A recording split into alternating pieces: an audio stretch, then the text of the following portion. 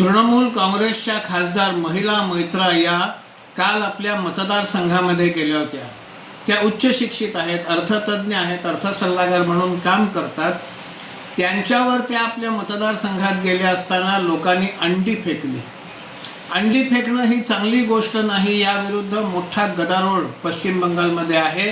पश्चिम बंगालमध्ये आलेल्या नवीन सरकारच्या कारकिर्दीत हे सगळं काय सुरू झालं आहे म्हणून अनेक लोक पश्चिम बंगालच्या नवीन सरकारची टीका करतात। मान्य आहे, हिंदू संस्कृती, भारतीय संस्कृती, स्त्री दाक्षिण्याला महत्त्व आहे आणि एखाद्या महिलेवर अशा प्रकारची अंडी मारणं हे योग्य नाही, हेही मान्य आहे। पण मग तृणमूल काँग्रेसचा गेल्या 10 वर्षाचा इतिहास, त्या सरकारचा गेल्या 10 वर्षाचा इतिहास देखील तपासून पाहिला पाहिजे।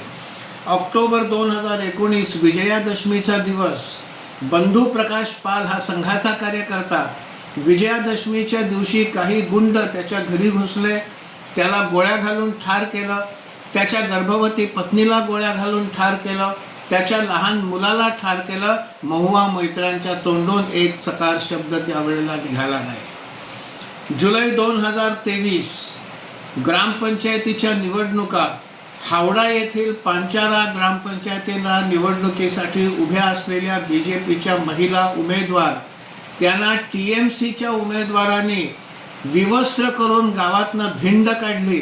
त्यावेळेला महुआ मैत्रा का नाही काही बोलल्या? स्त्री दाक्षिण्यवाले त्यावेळेला का नाही बोलल्या? अंडी फेकण्यापेक्षा ही घटना कमी भयानक आहे का?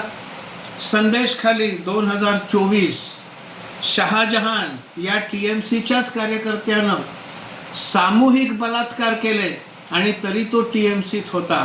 मग त्यावेळेला हे स्त्री दाक्षिण्याची गोष्ट बोलणारे लोक हे त्यावेळेला कुठे होते?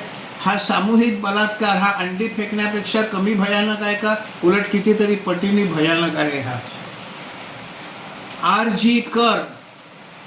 RG कर मध्ये एका वैद्यकीय विद्यार्थिनीचा बलात्काराने खून झाला।